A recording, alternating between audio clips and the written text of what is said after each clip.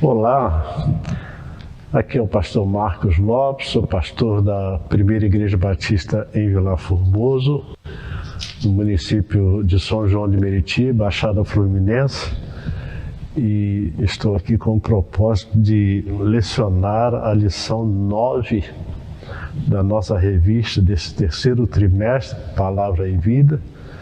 E o tema, o título da lição é Palavras de Encorajamento. Palavras de encorajamento. Pelo menos durante 30 minutos eu convido você a estarmos juntos para refletir um pouco sobre esta lição que tem como texto básico, o texto fundamental, Josué capítulo 1, dos versículos 1 a 9. Eu quero ler a priori este texto, onde a palavra do Senhor diz assim: Depois da morte de Moisés, servo do Senhor, disse o Senhor a Josué, filho de Nun, auxiliar de Moisés: Meu servo Moisés está morto. Agora, pois, você e todo este povo, preparem-se para atravessar o rio Jordão e entrar na terra que eu estou para dar aos israelitas.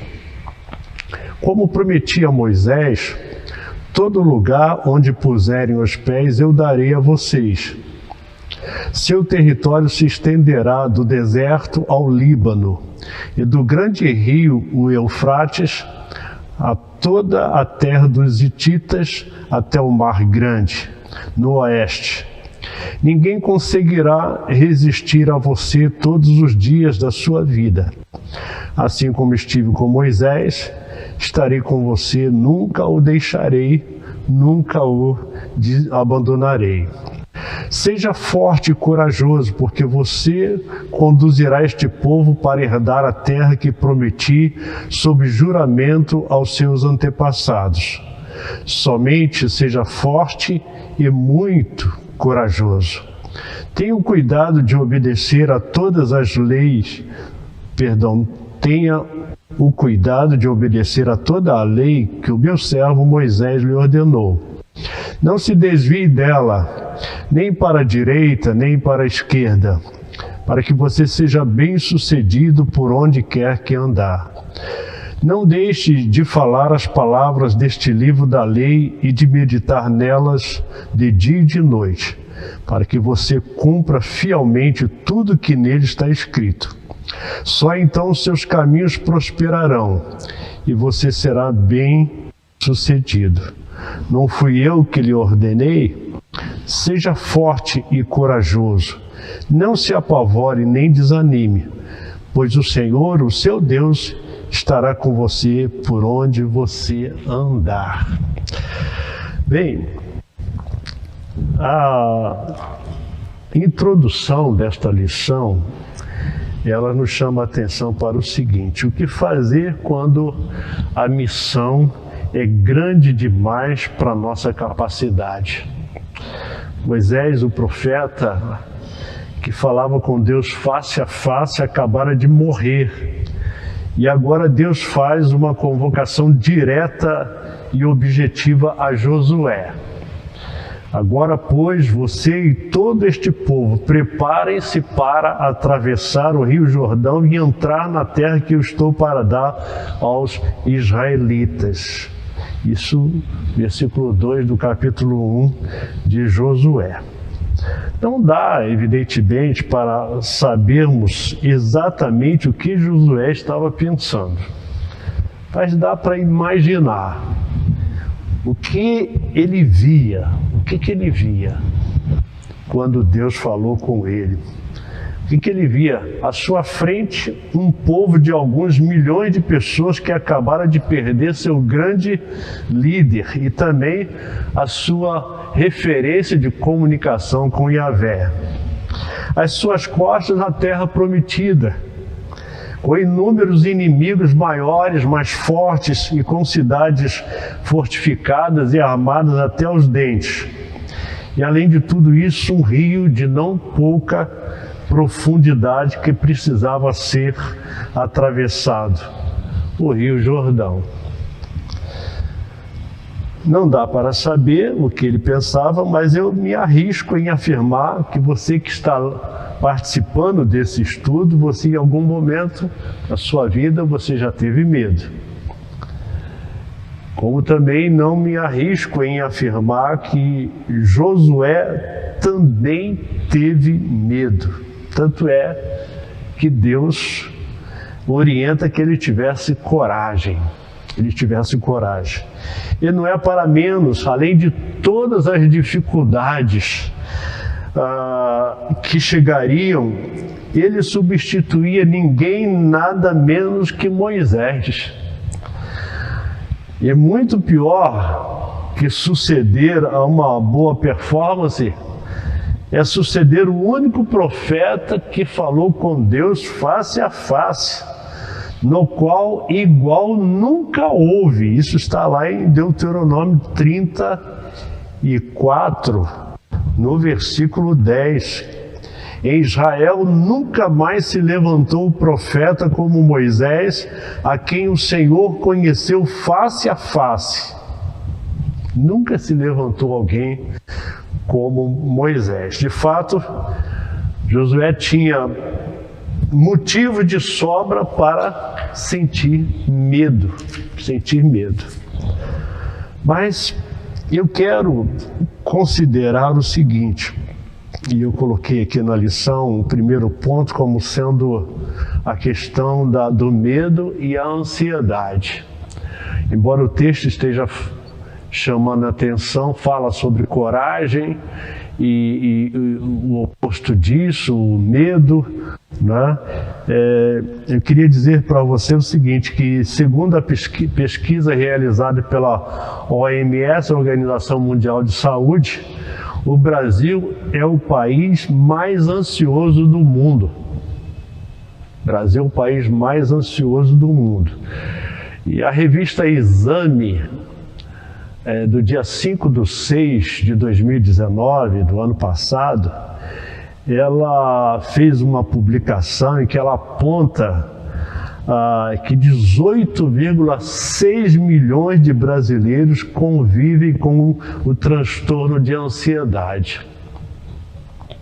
18,6 milhões de brasileiros convivem com essa realidade, a questão da ansiedade. Agora, diferente do medo, o medo que é uma emoção primitiva e tem o objetivo de nos proteger, a ansiedade é um estado mental e corporal assim mais espalhado no tempo, causada por uma ameaça diluída.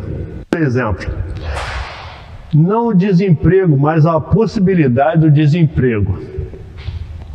Sendo assim, a ansiedade é um estado que nos leva ao sofrimento precoce de um futuro incerto, que pode trazer ou não um possível problema. Tudo no que tange a ansiedade se torna como possibilidade. Uma possibilidade que pode se concretizar acontecendo aquilo que provoca, né, a ansiedade, ou não. O problema muitas das vezes não existe, mas a gente já começa a sofrer como se ele existisse. A ansiedade, ela funciona assim. Se tivéssemos uma conversa com Josué e perguntássemos se ele sentiu medo naquele momento, provavelmente a sua resposta seria afirmativa. Ele sentiu medo. Por quê? Afinal, Josué é gente como a gente. É como qualquer um de nós. E quando a gente começa a olhar para as Escrituras, a gente percebe que isso era muito comum. Neemias, por exemplo, no capítulo 2, versículo 2, ele sentiu temor quando o rei lhe perguntou sobre o seu semblante entristecido. Ele teve medo.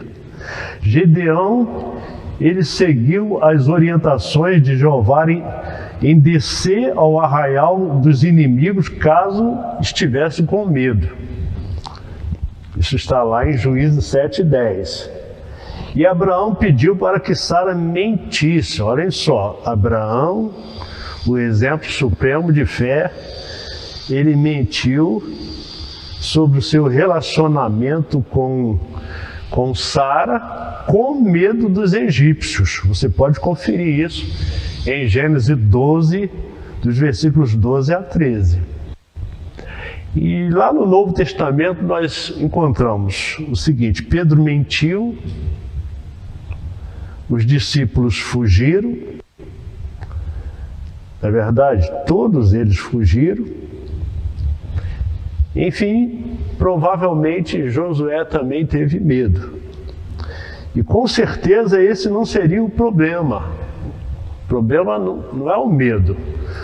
O real problema era a ansiedade. A ansiedade que Josué poderia nutrir ao antecipar os problemas vindouros. E aí, meus irmãos, é maravilhoso saber que Deus, Ele conhece as nossas imperfeições, Ele cuida de nós. Como que Ele cuidou de Josué ali, né? Encorajando diante de uma missão tão grande. Vamos então extrair alguns ensinamentos preciosos que Deus nos ensina nesse precioso monólogo com Josué. No item 2 da lição, está lá como título: se preocupe com o que deve se preocupar. Se preocupe com o que se deve se preocupar. O estoicismo, ele apresenta um princípio muito interessante. Ele diz para você identificar aquilo que pode controlar e se concentrar apenas nisto. Você identifica aquilo que você pode controlar, né? E se concentrar apenas nisso. Diante, às vezes, de várias situações, não é? Não adianta você ficar preocupado e isso te levar a uma ansiedade, pensando muitas das vezes em como resolver, em como enfrentar. E é importante que você se preocupe com aquilo que você pode dominar, aquilo que você pode controlar, se concentrar naquilo, uma coisa de cada vez. Agora, numa situação adversa, tá, com inúmeras possibilidades e desdobramentos, é extremamente normal o medo tomar conta e anteciparmos as dificuldades para o presente. É diferente, vou falar um pouquinho agora para essa câmera aqui, diferente de Moisés, Josué fez um estágio. Isso foi muito bom para prepará-lo, mas a consciência da realidade é um grande vetor de preocupação. Josué, ele sabia que o povo não era fácil. O povo de Israel não era fácil. Vivenciou todas as dificuldades do Egito e conhecia os perigos que estavam por vir. Mas a valentia demonstrada por Josué lá em Números 14, quando ele foi um dos espias, muito fala a seu respeito. Mas nesse momento era diferente. Nesse momento ele se encontrava na condição de líder do povo. Uma realidade totalmente oposta ou diferente daquela que ele viveu quando ele foi à terra prometida, né, como espia. De fato, a missão era maior do que Josué. E Deus também sabia disso. Aliás, é redundante, né? Deus sabe sempre de tudo. Por isso, ele enquadra Josué e chama a sua atenção para o que realmente deveria se preocupar e em um mar de coisas que precisavam ou poderiam ser feitas, o que ele realmente deveria fazer. E aí, no segundo ponto, desse item, Deus garante a Josué o que ele fará. E aí nos versículos 1, Javé comissiona Josué, reafirma a morte de Moisés e diz qual será a sua missão agora. Eu quero repetir aqui, eu já fiz a leitura uma vez, mas vou repetir aqui os versículos 1 e 2. Depois da morte de Moisés, servo do Senhor, disse o Senhor a Josué, filho de Num, auxiliar de Moisés: meu servo Moisés está morto. Agora, pois, você e todo este povo, preparem-se para atravessar o rio Jordão e entrar na terra que eu estou para dar aos israelitas. Nos versículos 3, 4 e 5, eu quero ler também, que diz assim: como prometi a Moisés,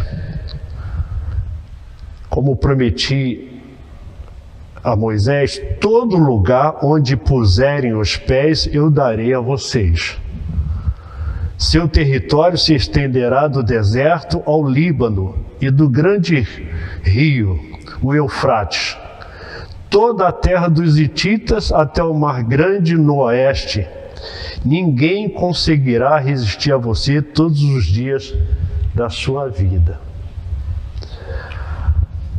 Deus diz o que ele realizará e garantirá que todo lugar que eles pisarem será deles, desde o deserto do Líbano, como eu li, até o grande rio Eufrates, toda a terra dos heteus e até o grande mar para o poente do sol, que ninguém poderia resistir a Josué por todos os dias de sua vida, e que assim como esteve com Moisés, estaria com ele e não o deixaria nem o desampararia.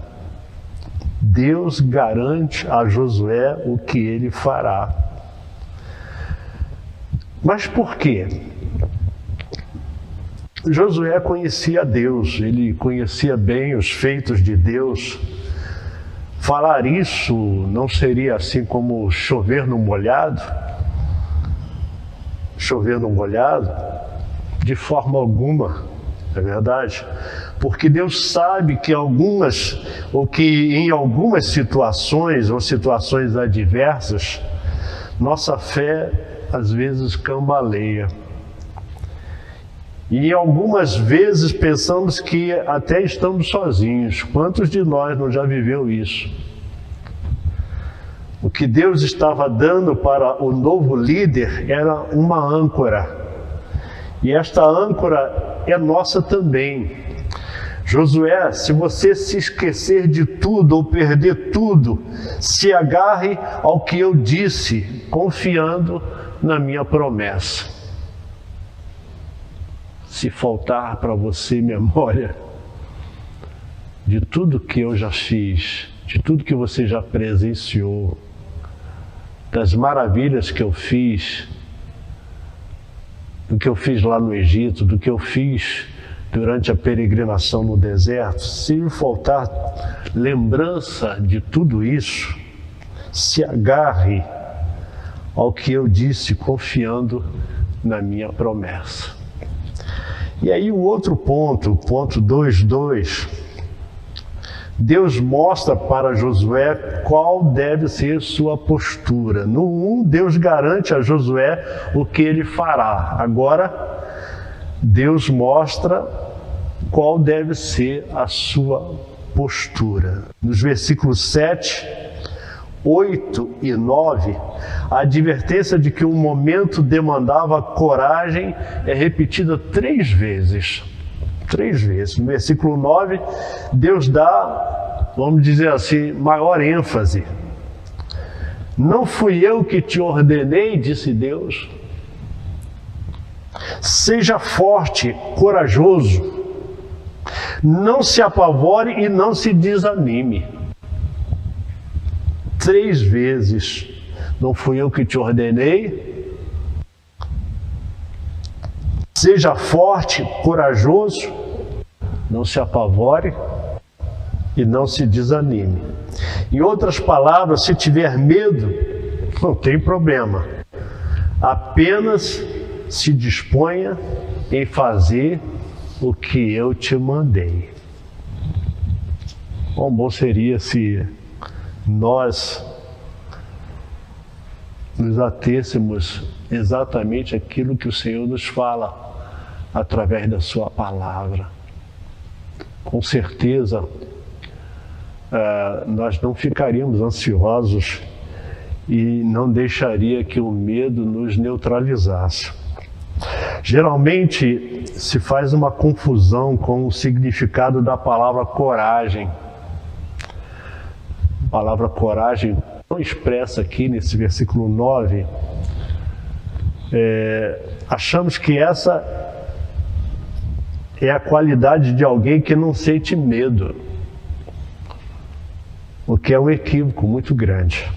O medo é uma emoção primitiva e fundamental para a nossa proteção e também preservação. Quem não sente medo, na verdade, ou é irresponsável ou, no mínimo, inconsequente. Quem diz não ter medo. De certa forma, é o medo que nos mantém diligentes. A coragem, antes disso, é o que nos mantém ativos, mesmo com medo. Sendo assim, coragem é o que nos faz agir, mesmo estando com medo. Coragem é o que nos faz agir, mesmo estando com medo. E é isso que Deus está falando com Josué. Não deixe o medo te paralisar ou desanimar, Josué. Seja corajoso para enfrentar os problemas e inclusive o seu próprio medo, porque eu já te disse o que eu vou fazer. Eu já te disse o que eu vou fazer. E depois de direcionar Josué para a missão dada e dizer o que ele, Deus, iria fazer, mostrando para Josué qual deveria ser sua postura, Deus mostra agora o que Josué deveria realmente fazer. O que ele deveria fazer? E aí o item 2.3, Deus mostra para Josué o que ele deveria fazer. Baseado aqui nos versículos 7 e 8, Deus diz para Josué: para teres o cuidado de fazer conforme a toda a lei que meu servo Moisés te ordenou. Dela não te desvies nem para a direita nem para a esquerda, para que prudentemente te conduzas por onde quer que andares. Não se aparte da tua boca o livro desta lei. Antes, medita nele dia e noite, para que tenhas cuidado de fazer conforme a tudo quanto nele está escrito. Porque então farás prosperar o teu caminho e serás bem-sucedido. Em outras palavras, é como se Deus dissesse: Josué, sei que você deve estar muito preocupado em como as coisas devem ser feitas e como você vai lidar com cada situação que aparecer. Mas isso, Josué, é tudo secundário. Tudo isso é secundário. O que eu quero mesmo é que você não se perca. É simples, Josué. Se mantenha firme naquilo que você tem certeza que é a coisa certa. E não se esqueça disso nunca. Tenha coragem, inclusive para assumir essa posição. Se preocupe com isso, que o resto é comigo. É como se Deus dissesse exatamente assim para Josué. Então Deus mostra para Josué o que ele deveria fazer. A conclusão dessa breve lição é o seguinte: talvez você olhe para a sua vida e pense que nunca fez ou nunca fará algo tão grandioso quanto Josué. E então suas preocupações não merecem a mesma atenção. Correto? É possível que você pense assim.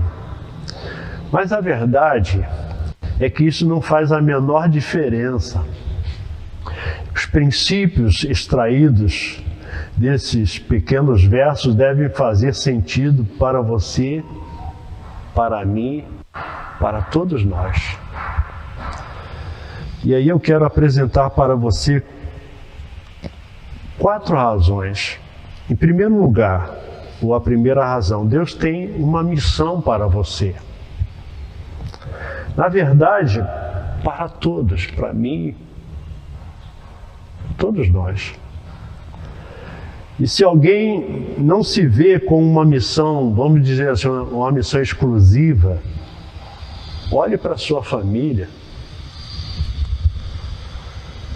olhe para os seus amigos, os colegas de trabalho, para os seus vizinhos, para a sua igreja. Olhe para as necessidades das pessoas à sua volta. Há pessoas precisando de cuidados, serem evangelizadas, alimentadas e principalmente salvas.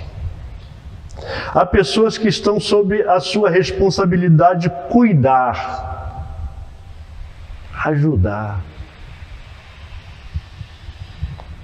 Agarre sua missão. Agarre sua missão. A segunda consideração, confie nas promessas de Deus, pois seu caráter não falha. Se lhe faltar tudo, não esqueça da sua fé e se agarre ao que você sabe e tem certeza. O que você sabe e tem certeza? Que o Senhor está contigo. Que Ele vai dar a você todas as condições para você cumprir bem a tarefa dada por Ele mesmo.